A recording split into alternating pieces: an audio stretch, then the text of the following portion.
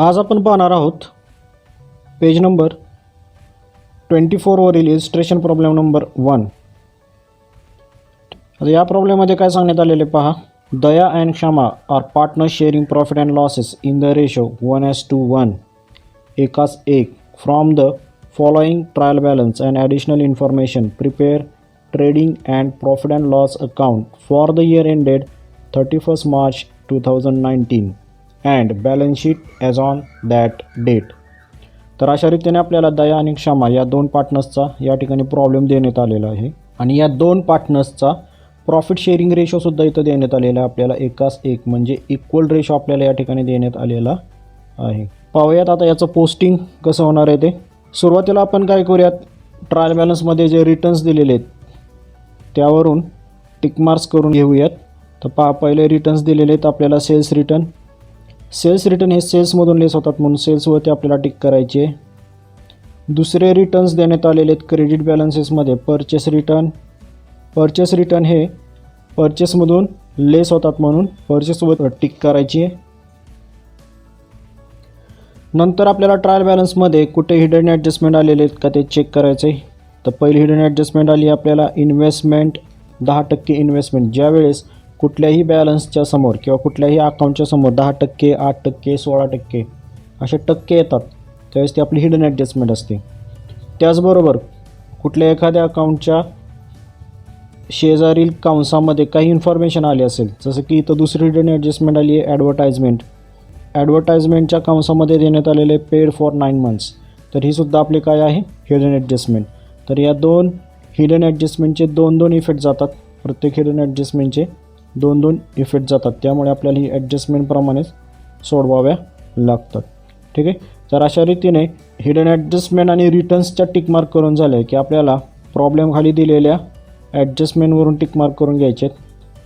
पहिली ॲडजस्टमेंट आली आहे आपल्याला क्लोजिंग स्टॉक 40,000. याचे इफेक्ट होत नाहीत कारण याचे दोन्ही इफेक्ट हे सेपरेट जातात.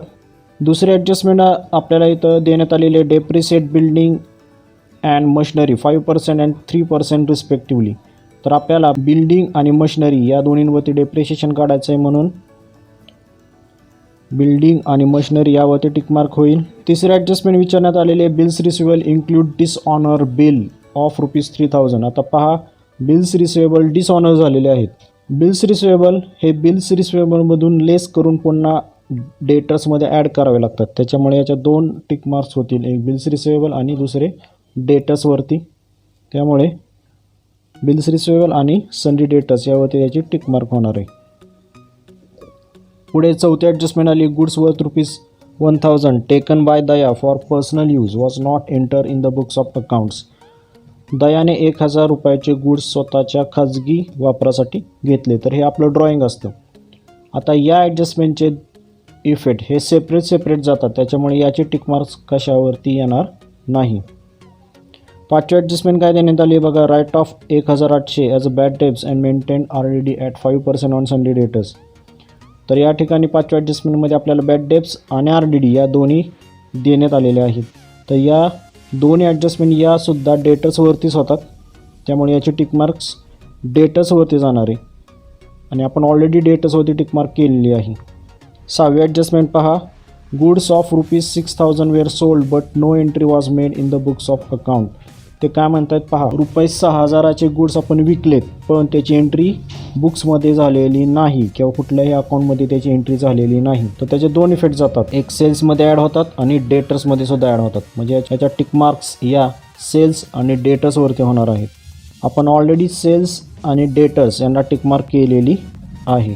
सो अशा रीतीने आपल्या टिकमार्क करून झालेल्या आहेत. आता आपल्याला ट्राय बॅलन्सचं पोस्टिंग करायचं आहे. सुरुवातीला आपण डेबिट बॅलन्सेसपासून सुरुवात करणार आहोत. डेबिट बॅलन्सेसमध्ये पहिला पॉईंट आला आहे बघा, स्टॉक 1/4/2018 65,000 हा आपला ओपनिंग स्टॉक आहे. ओपनिंग स्टॉक हा ट्रेडिंग अकाउंटच्या डेबिट साईडला पोस्ट होणार. ट्रेडिंग अकाउंटच्या डेबिट साईडला पहा ओपनिंग स्टॉक 65,000. दुसरा पॉईंट आला आहे बिल्स रिसिवेबल 28,000. बिल्स रिसिवेबल ही आपली ॲसेट आहे आणि याला टिकमार्क केली आहे. त्याच्यामुळे याची अमाऊंट लिहिताना आपण इनर कॉलममध्ये लिहिणार आहोत. ॲसेट साईडला बिल्स रिसिवेबल 28,000 इनर कॉलममध्ये पुढे पॉईंट आलेला आहे वेजेस अँड सॅलरी. पहा सुरुवातीचा शब्द वेजेस आलेला आहे आणि वेजेसचं पोस्टिंग ट्रेडिंग अकाउंटच्या डेबिटला होतं, म्हणून हे वेजेस अँड सॅलरी 9,000 हे ट्रेडिंग अकाउंटच्या डेबिटला जाणार आहेत. ट्रेडिंग अकाउंटच्या डेबिट साईडला टू वेजेस अँड सॅलरी 9,000. पुढचा पॉईंट आलेला आहे संडी डेटर्स 1,32,500. आता लक्षात ठेवा संडी डेटर्सवरती 4 ॲडजस्टमेंट आलेले आहेत, त्यामुळे याचं पोस्टिंग झाल्यानंतर आपल्याला जवळपास 6 ते 7 ओळी सोडाव्या लागणार आहेत. म्हणून ॲसेट साईडला डेटर्स इनर कॉलममध्ये, ॲसेट साईडला संडी डेटर्स 1,32,500. पुढे आलेत बॅड डेब्ट्स. पहा ट्रायल बॅलन्समध्ये दिलेले बॅड डेब्ट्स हे आपले ओल्ड बॅड डेब्ट्स असतात, त्याच्यामुळे याचं पोस्टिंग प्रॉफिट अँड लॉस अकाउंटच्या डेबिट साईडला होणार आहे.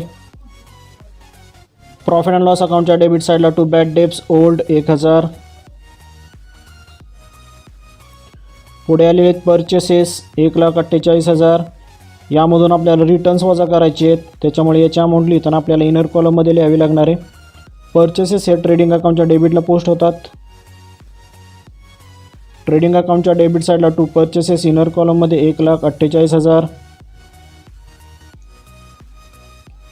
पुढचा पॉईंट आला आहे मोटर कार 68,000. मोटर कार ही आपली ॲसेट आहे, म्हणून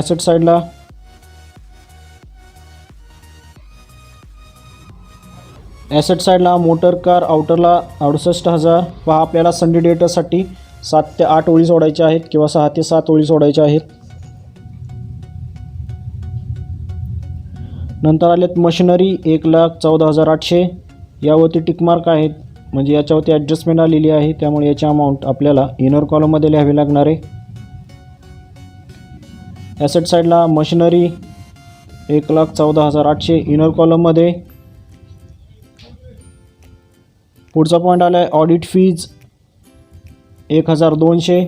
ऑडिट फीज हा आपला एक्सपेन्सेस आहे आणि हा एक्सपेन्सेस प्रॉफिट अँड लॉस अकाउंटच्या डेबिट साईडला पोस्ट केला जातो, म्हणून प्रॉफिट अँड लॉस अकाउंटच्या डेबिट साईडला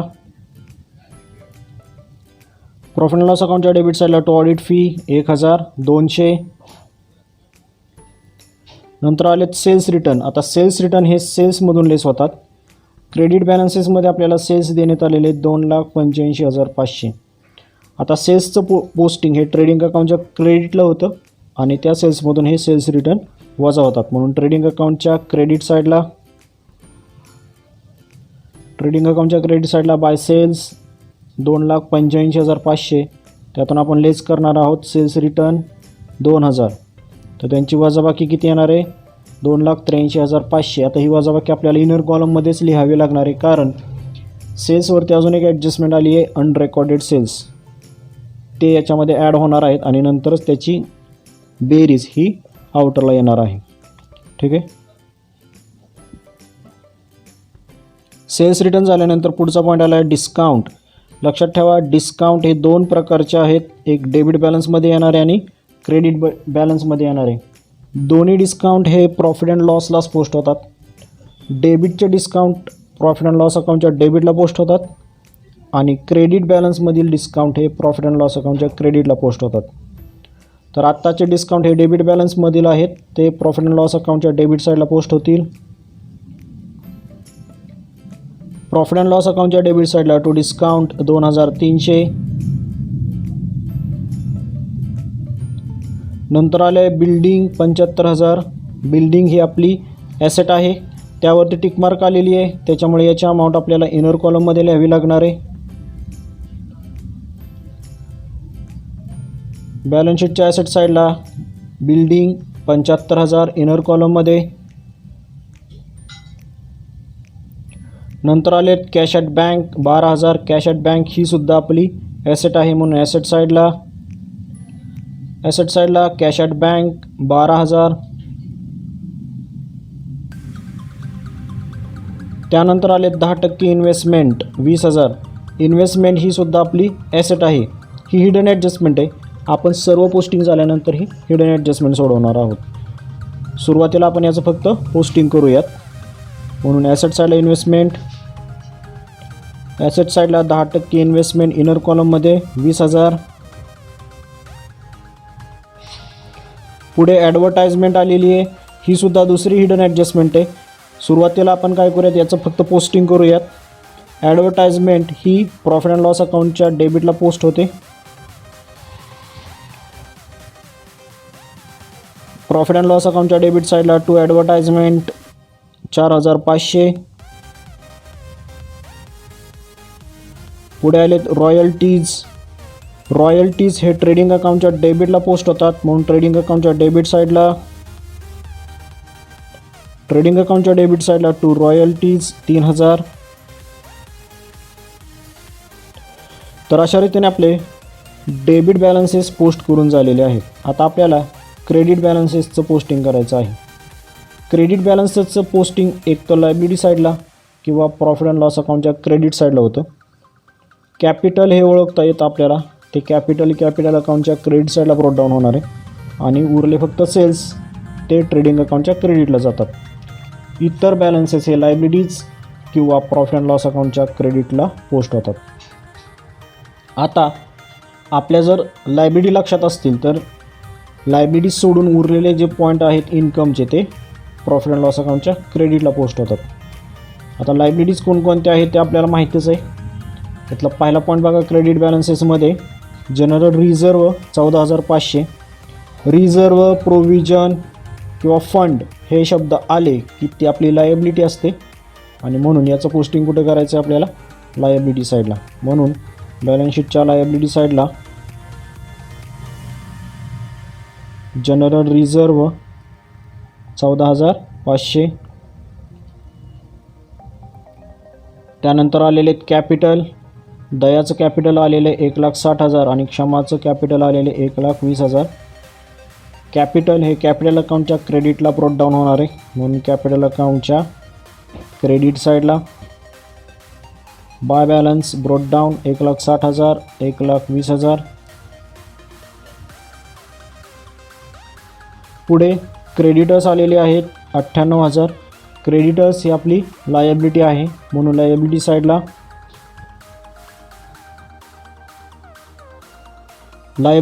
क्रेडिटर्स 98,000. पुढे सेल्स आले आहेत. क्रेडिटर्स नंतर पुढे RDD आलेला आहे. ट्रायल बॅलन्समधील RDD हा नेहमी प्रॉफिट अँड लॉस अकाउंटच्या क्रेडिट साईडला पोस्ट होतो, त्यामुळे हा RDD प्रॉफिट अँड लॉस अकाउंटच्या क्रेडिटला पोस्ट होणार आहे. प्रॉफिट अँड लॉस अकाउंटच्या क्रेडिट साईडला बाय RDD ओल्ड 1,800. त्यानंतर सेल्स आले आहेत. सेल्सचं ऑलरेडी आपण पोस्टिंग केलं आहे ट्रेडिंग अकाउंटच्या क्रेडिट साईडला आणि त्यातून रिटर्नसुद्धा वजा केलेले आहेत. पुढे नेक्स्ट पॉईंट आलेला आहे आउटस्टँडिंग वेजेस 700 रुपये.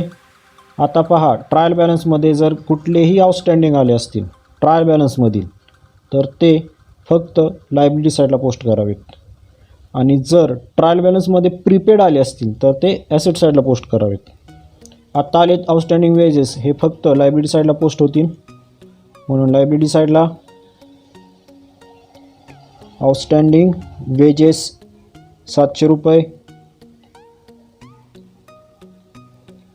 त्यानंतर आलेले परचेस रिटर्न 4,000. परचेस रिटर्न हे परचेसमधून लेस होतात. ट्रेडिंग अकाउंटच्या डेबिट साईडला आपण परचेसेस पोस्ट केलेले आहेत, त्या परचेसमधून आपण लेस परचेस रिटर्न करणार आहोत. लेस परचेस रिटर्न 4,000, आउटरला येतील 1,44,000. त्यानंतर आलेले डिस्काउंट. आता पहा, डिस्काउंट हे क्रेडिट बॅलन्सेसमध्ये आलेले आहेत, म्हणून हे डिस्काउंट प्रॉफिट अँड लॉस अकाउंटच्या क्रेडिट साईडला पोस्ट होणार आहेत, म्हणून प्रॉफिट अँड लॉस अकाउंटच्या क्रेडिट साईडला बाय डिस्काउंट 1,800. तर अशा रीतीने आपले ट्रायल बॅलन्समधील सर्व बॅलन्सेस पोस्ट करून झालेले आहेत. ट्रायल बॅलन्समधील सर्व बॅलन्सेस पोस्ट झाल्यानंतर ट्रायल बॅलन्समध्येच आलेल्या हिडन ॲडजस्टमेंट पहिल्यांदा सोडवायचे. तर पहिली हिडन ॲडजस्टमेंट आली आपली इन्व्हेस्टमेंट, 10% इन्व्हेस्टमेंट. आधी आपण याचं कॅल्क्युलेशन बघूयात की 10% इन्व्हेस्टमेंटवरती इंटरेस्ट किती येणार आहे आणि त्याची इफेक्ट पण पाहणार आहोत. तर याची वर्किंग नोट पहा. Working note number 1, interest on investment is equal to 20,000 into 10% is equal to 2,000. पहा, आपल्याला इन्व्हेस्टमेंट ही 20,000 देण्यात आलेली आहे, त्यावरती 10% आपल्याला इंटरेस्ट विचारण्यात आलेला आहे. तर 20,000वरती जर आपण 10% कॅल्क्युलेट केले तर आपल्याला मिळतील 2,000. ठीक आहे, आपल्याला इंटरेस्ट मिळालं 2,000. आता त्याचे इफेक्ट कुठं जाणार आहेत पहा. पहिला effect, add in investment on asset side.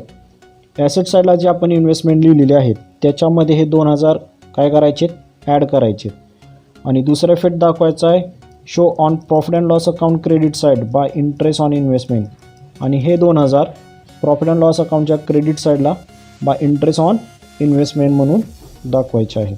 तर पाहूया त्याचे इफेक्ट. पहिला इफेक्ट आपल्याला दाखवायचा आहे इन्व्हेस्टमेंटमध्ये ॲड. तर ॲसेट साईडला पहा,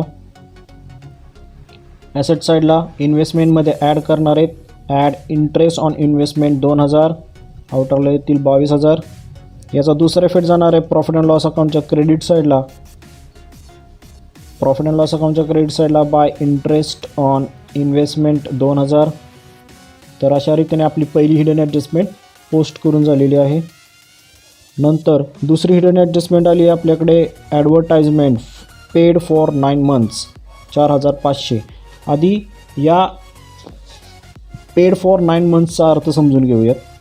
तर त्यांनी आपल्याला ॲडव्हर्टाइजमेंट एकूण 4,500 दिलेली आहे आणि हे 4,500 आपण फक्त 9 महिन्यांचेच भरलेले आहेत.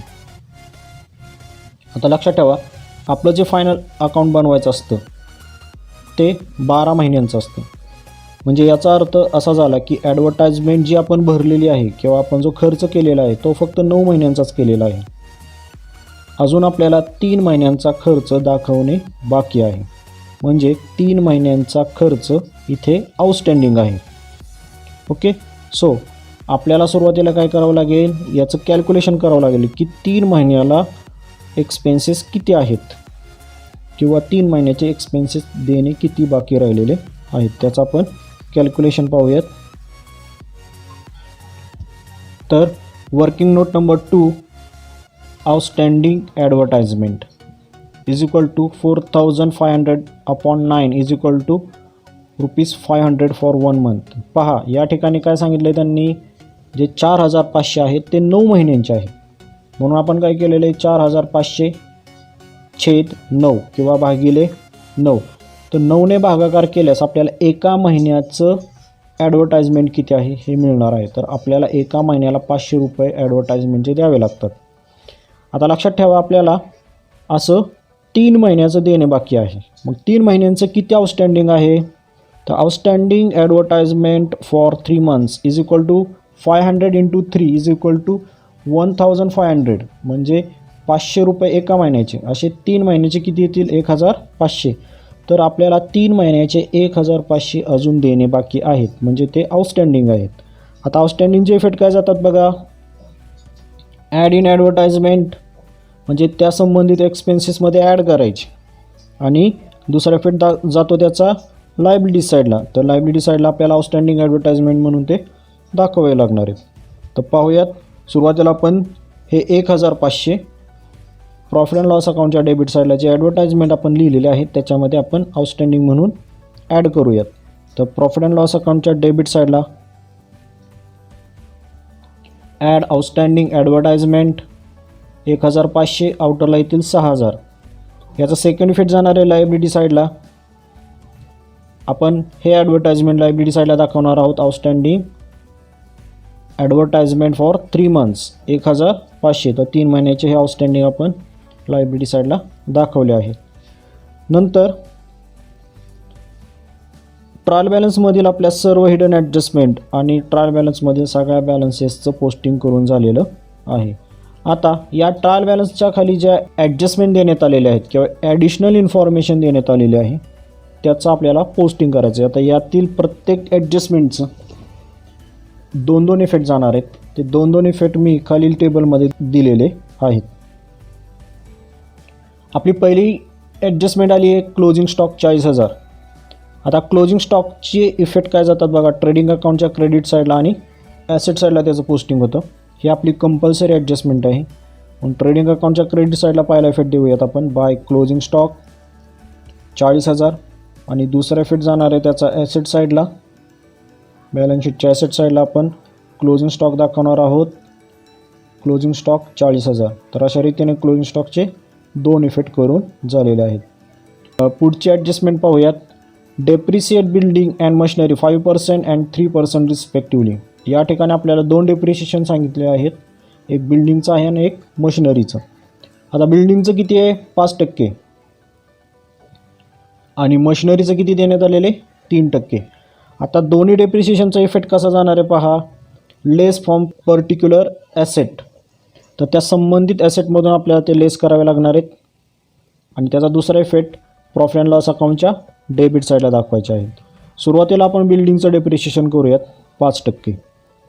तर पहिला इफेक्ट जाणार आहे लेस फ्रॉम पर्टिक्युलर ॲसेट. तर बिल्डिंग ही ॲसेट साईडला आपण दाखवलेली आहे. त्या ॲसेटमधून आपण काय करूयात 5% लेस करूयात. तर लायबिलिटी साईडला बघा बिल्डिंगमधून 5% आपण लेस करूयात डेप्रिशिएशन.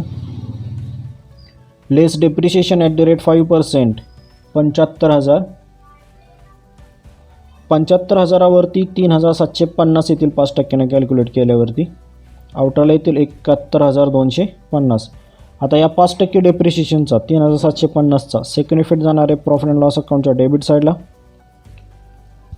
तर प्रॉफिट अँड लॉस अकाउंटच्या डेबिट साईडला डेप्रिशिएशन ऑन बिल्डिंग 3,750. दुसरं डेप्रिशिएशन आहे आपलं मशिनरीवरती लेस डेप्रिशिएशन ॲट द रेट 3%. आता 3% हे आपल्याला 1,14,800 वरती कॅल्क्युलेट करायचे.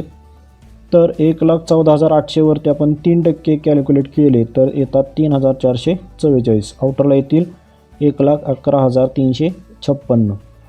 आता याही डेप्रिशिएशनचा सेकंड इफेक्ट जाणार आहे प्रॉफिट अँड लॉस अकाउंटच्या डेबिट साईडला. 2 डेप्रिशिएशन ऑन मशिनरी 3,444. तर अशा रीतीने आपल्या डेप्रिशिएशनच्या ॲडजस्टमेंट करून झालेल्या आहेत. आता पुढे तिसरी ॲडजस्टमेंट देण्यात आलेली आपल्याला bills receivable included dishonour bills of 3,000. Bills receivable ही ॲडजस्टमेंट डेटर्सवरती होते. त्यानंतर 5वी ॲडजस्टमेंटसुद्धा आपल्याला काय देण्यात आलेली बघा. Write off 1,800 as a bad debts and maintain RDD at 5% on sundry debtors. तर बॅड डेब्स आणि RDD या देखील ॲडजस्टमेंट या सन्ड्री डेटर्सवरतीच होतात. म्हणून 3 ॲडजस्टमेंट प्लस 6वी ॲडजस्टमेंट बघा. Goods of ₹6,000 were sold but no entry was made in the books of account. ज्यावेळेस आपण 6,000चा माल विकलेला आहे आणि त्याची एंट्री झालेली नाही आहे त्यावेळेस त्याचे इफेक्ट जातात सेल्समध्ये ॲड होतात आणि ते डेटर्समध्ये ॲड होतात. म्हणजेच या ठिकाणी आपल्याला 3री 5वी आणि 6वी ही ॲडजस्टमेंट आपल्याला डेटर्सवरती देण्यात आलेली आहेत. त्यामुळे या 3 ॲडजस्टमेंट आपण एकत्र सोडवणार आहोत. या 3 ॲडजस्टमेंटच्या आधी आपण 4थी ॲडजस्टमेंट सोडवूयात. तर 4थी ॲडजस्टमेंट काय आहे पहा. Goods worth ₹1,000 taken by Daya for personal use was not entered in the books of account. तर दयाने काय केलेले आहेत पर्सनल यूजसाठी 1,000चे गुड्स घेतलेले आहेत. आता याचे इफेक्ट काय जातात बघा 4थ्या ॲडजस्टमेंटचे. Goods taken by partner for use. जर एखाद्या पार्टनर्सने स्वतःच्या वापरासाठी गुड्स घेतले असतील तर ते आपलं ड्रॉइंग असतं आणि त्याचे इफेक्ट बघा. पहिला इफेक्ट जातो ट्रेडिंग अकाउंटच्या क्रेडिट साईडला आणि दुसरा इफेक्ट जातो कॅपिटल अकाउंटच्या डेबिट साईडला टू ड्रॉइंग असं दाखवायचं. पाहूया ट्रेडिंग अकाउंटच्या क्रेडिट साईडला पहिला effect by goods taken by Daya. त्याला आपण ड्रॉइंग म्हणणार आहोत 1,000. याचा सेकंड इफेक्ट जाणार आहे कॅपिटल अकाउंटच्या डेबिट साईडला टू ड्रॉइंग 1,000 फक्त दयाच्या कॉलममध्ये कारण ते दयानेच घेतलेले आहेत म्हणून. ठीक आहे. अशा रीतीने आपण गुड्स टेकन बाय दयाचे 2 इफेक्ट दाखवलेले आहेत. आता आपण डेटर्सवरील या 3 ॲडजस्टमेंट सोडवणार आहोत. आता ज्यावेळी डेटर्सवरती अशा ते एकंदरीत 5 ॲडजस्टमेंट आहेत त्या एकत्रित विचारलं आहे की त्याचा एक क्रम आहे त्याच क्रमाने आपल्याला त्या ॲडजस्टमेंट सोडवावे लागतात. तर पहा याचा क्रम काय आहे हा ऑलरेडी आपण पाठीमागील प्रॉब्लेममध्ये डिस्कस केलेला आहे. पुन्हा एकदा आपण या डेटर्सवरील ॲडजस्टमेंट सोडवण्याचा क्रम पाहूया. तर सुरुवातीला आपण पहिली ॲडजस्टमेंट करतो अनरेकॉर्डेड सेल्सची. आता डेटर्समध्ये दोन ॲडजस्टमेंट ॲड होतात, एक अनरेकॉर्डेड सेल्स आणि दुसरं बिल्स रिसिवेबल डिसऑनर. या दोन ॲडजस्टमेंट ॲड होतात.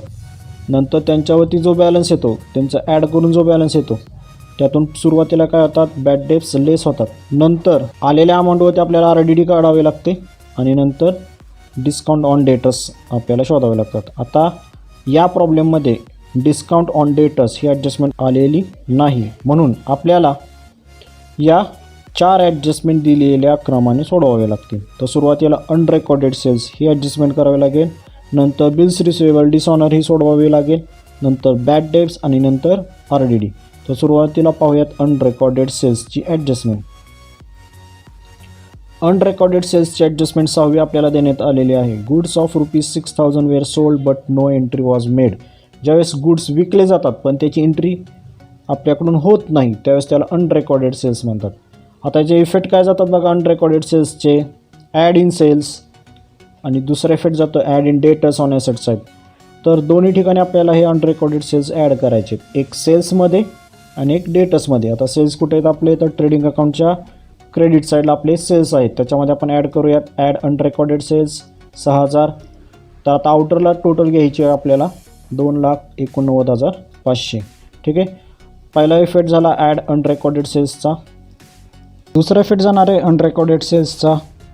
संडे डेटर्समध्ये ते ॲड होतील, ॲड अनरेकॉर्डेड सेल्स 6,000. नंतर अनरेकॉर्डेड सेल्स नंतर आपल्याला बिल्स रिसिवेबल हे ॲडजस्टमेंट सोडवायचे आहे. Bills receivable includes dishonour bills of ₹3,000. आता बिल्स रिसिवेबल डिसऑनरचे इफेक्ट काय जातात बघा, add in debtors less from bills receivable. आता आपल्याला हे डेटर्समध्ये ॲड करायचे आहेत आणि पुन्हा बिल्स रिसिवेबलमध्ये लेस करायचे आहेत. म्हणून याचे दोन्ही इफेक्ट ॲसेट साईडला जातात. म्हणून ॲसेट साईडला संडे डेटर्समध्ये ॲड बिल्स रिसिवेबल डिसऑनर 3,000, याची टोटल घ्यायची आहे आपल्याला 1,41,500. या तिन्हींची टोटल येणार आहे 1,32,500, 6,000 आणि 3,000 यांची टोटल 1,41,500. हा झाला पहिला इफेक्ट. नंतर ते बिल्स रिसिवेबलमधून लेस करायचे आहेत, लेस बिल्स रिसिवेबल डिसऑनर 28,000मधून 3,000 लेस करायचे आहेत, आउटरला येतील 25,000. अशा रीतीने बिल्स रिसिवेबल डिसऑनरचे दोन्ही इफेक्ट हे ॲसेट साईडला आपले देऊन झालेले आहेत.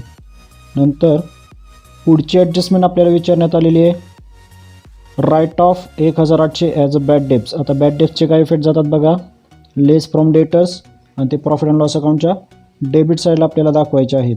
म्हणून ॲसेट साईडला सुरुवातीला आपण ते डेटर्समधून लेस करूयात. लेस बॅड डेप्स 1,800 वजाबाकी इनर कॉलममध्येच 1,39,700. आता या बॅड डेप्स न्यूचा सेकंड इफेक्ट जाणार आहे प्रॉफिट अँड लॉस अकाउंटच्या डेबिट साईडला.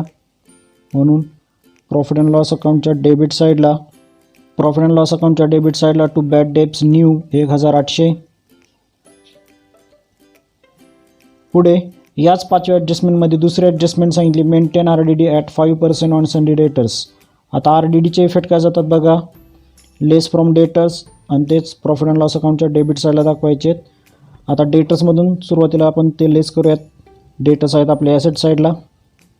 म्हणून बॅलन्स शीटच्या ॲसेट साईडला 1,39,700 वरती आपल्याला 5% कॅल्क्युलेट करायचे आहेत. 1,39,700 वरती कॅल्क्युलेट केल्यानंतर लेस RDD न्यू @5% 6,985 येतील आणि ते 1,39,700 मधून लेस केल्यानंतर आउटरला येतील 1,32,715. आता या RDDचा सेकंड इफेक्ट जाणार आहे प्रॉफिट अँड लॉस अकाउंटच्या डेबिट साईडला. प्रॉफिट अँड लॉस अकाउंटच्या डेबिट साईडला टू RDD न्यू 6,985. अशा रीतीने आपल्या सर्व ॲडजस्टमेंट सोडवून झालेले आहेत. सर्व ॲडजस्टमेंट सोडवून झाल्यानंतर आपल्याला एक एक अकाउंट क्रमाक्रमाने क्लोज करायचं आहे. पहिला अकाउंट आपल्याला क्लोज करावं लागणार आहे ट्रेडिंग अकाउंट. तर ट्रेडिंग अकाउंटची क्रेडिट टोटल घ्या. तर क्रेडिट टोटल येणार आहे 3,30,500. त्याचबरोबर डेबिटची टोटल घ्या. डेबिटची टोटल येणार आहे 2,21,000. या दोन्ही टोटल्सची वजाबाकी करायची आहे. तर वजाबाकी येणार आहे 1,09,500. आता आलेले 1,09,500 ज्या बाजूची कमी टोटल आहे त्या बाजूला आपल्याला लिहावे लागणार आहे. तर कमी टोटल आली होती डेबिट साईडची, म्हणून हे 1,09,500 आपल्याला डेबिट साईडला ग्रॉस प्रॉफिट म्हणून दाखवावे लागणार आहे. To gross profit carried down 1,09,500. Balance करून झाल्यानंतर दोन्ही साईडची टोटल घ्यायची आहे. दोन्ही साईडची टोटल म्हणजे 3,30,500 ही दोन्ही साईडला आपल्याला लिहावी लागणार आहे. 3,30,500. आता आलेला ग्रॉस प्रॉफिट हा आपल्याला पुढच्या अकाउंटला प्रॉफिट अँड लॉस अकाउंटच्या क्रेडिट साईडला ट्रान्सफर करायचा आहे. तर प्रॉफिट अँड लॉस अकाउंटच्या क्रेडिट साईडला by gross profit 1,09,500. Gross profit transfer करून झाल्यानंतर profit and loss account close करायचं. तर प्रॉफिट अँड लॉस अकाउंटची क्रेडिट टोटल येणार आहे आपली 1,15,100 आणि डेबिटची टोटल येणार आहे आपली 26,497. या दोन्ही टोटल्सची वजाबाकी 88,621 येणार आहे. आता आलेले 88,621 आपल्याला 2 पार्टनर्समध्ये वाटायचे आहेत किंवा त्यांच्यामध्ये डिस्ट्रीब्यूट करायचे आहेत. त्यासाठी आपल्याला रेशो लागणार आहे. या ठिकाणी आपल्याला रेशो देण्यात आलेला आहे 1:1 म्हणजे इक्वल रेशो देण्यात आलेला आहे. हा इक्वल रेशो आपण प्रॉफिट वाटताना यूज करणार आहोत. तर पहा, नेट प्रॉफिट वाटणे रेशो दिला आहे आपल्याला 1:1 म्हणजे 1/2 1/2 1+1 यांची बेरीज आपण छेदस्थानी लिहिली आहे 2, म्हणून 1/2 1/2 हा अपूर्णांक किंवा या अपूर्णांकामध्ये त्यांचा रेशो तयार होईल. आता पहिला पार्टनर आहे आपला दयाला 88,621 मधले 1/2 वाटायचे आहेत. तर हा भागाकार 44,310.5 असा अपूर्णांकामध्ये येणार आहे. आपण काय केलेले 0.5चा 1 रुपया करून घेतला आहे, म्हणजे 10चे 1 केले 11, म्हणून तिला 44,311 एवढा प्रॉफिट वाटून जाईल. त्याचबरोबर क्षमाला सुद्धा 1/2 एवढाच प्रॉफिट वाटून जाणार आहे. 88,621 मधले 1/2 जर आपण क्षमाला वाटले तर ते जातात 44,310.5. आता लक्षात घ्या, 0.5 मधला 1 रुपया आपण दयाला एक्स्ट्रा दिल्यामुळे क्षमाला आपण फक्त 44,310 एवढेच डिस्ट्रीब्यूट करणार आहोत. तर आलेला प्रॉफिट हा प्रॉफिट अँड लॉस अकाउंटच्या डेबिटला दाखवायचा आहे. टू नेट प्रॉफिट दया 44,311 आणि क्षमा 44,310. टोटल येणारे 88,621. नेट प्रॉफिट वाटून झाल्यानंतर प्रॉफिट अँड लॉस अकाउंटच्या दोन्ही बाजूंची टोटल घ्यायची आहे. म्हणजे जी मोठी टोटल आली आहे तीच दोन्ही बाजूला मांडायची आहे. 1,15,100 1,15,100 असे दोन्ही बाजूला टोटल मांडायचे आहे. आता आलेला नेट प्रॉफिट आपल्याला कॅपिटल अकाउंटच्या क्रेडिट साईडला ट्रान्सफर करायचं आहे. म्हणून कॅपिटल अकाउंटच्या क्रेडिट साईडला बाय नेट प्रॉफिट 44,311 44,310. आता आपल्याला पार्टनर्स कॅपिटल अकाउंट क्लोज करायचं आहे. पहिल्यांदा दयाचं क्लोज करूयात आपण. दयाची क्रेडिट टोटल पहा किती येते 2,04,311. आता दयाच्या डेबिट साईडला किती अमाऊंट आहे पहा 1,000. 2,04,311मधून डेबिटचे 1,000 वजा केले तर बॅलन्स उरणार आहे आपला 2,03,311. याला आपण टू बॅलन्स कॅरीड डाऊन म्हणणार आहोत. आता पुन्हा दयाची डेबिट टोटल किती येणार आहे 2,04,311. ज्या पद्धतीने आपण दयाचं अकाउंट क्लोज केलं त्याच पद्धतीने क्षमाचं आपण काय करणार आहे अकाउंट क्लोज करणार आहे. तर क्षमाची क्रेडिट टोटल घ्या. टोटल येणार 1,64,310. आता डेबिट साईडला क्षमाच्या कोणतीही अमाऊंट नाही आहे, त्यामुळे वजा करण्यासाठी आपल्याला कोणतीही या ठिकाणी अमाऊंट दिलेली नाही. त्यामुळे जी या साईडची टोटल आलेली आहे तीच या साईडला आपला बॅलन्स असणार आहे 1,64,310 आणि तीच डेबिटची सुद्धा टोटल असणार आहे 1,64,310. तर अशा रीतीने कॅपिटल अकाउंटला आपल्याला जो बॅलन्स मिळालेला आहे 2,03,311 आणि 1,64,310 हा बॅलन्स आपल्याला लायबिलिटी साईडला काय करायचं आहे ट्रान्सफर करायचं आहे. म्हणून बॅलन्स शीटच्या लायबिलिटी साईडला कॅपिटल दया 2,03,311 आणि क्षमा 1,64,310. अशा रीतीने कॅपिटल बॅलन्स इकडं ट्रान्सफर करून झाल्यानंतर आपल्याला ॲसेट आणि लायबिलिटीच्या दोन्ही टोटल घ्यायच्या आहेत. तर ॲसेटची टोटल येणार आहे 4,82,321 आणि लायबिलिटीची टोटल येणार आहे 4,82,321. तर अशा रीतीने लायबिलिटीज आणि ॲसेट आपल्या टॅली होतील. दोन्ही साईडचा टोटल सेम आल्यानंतर आपला बॅलन्स शीट काय होणार आहे, आपला प्रॉब्लेम किंवा आपले बॅलन्स शीट काय होणार आहे, टॅली होणार आहे. ठीक आहे. आजच्या व्हिडिओमध्ये एवढंच. धन्यवाद.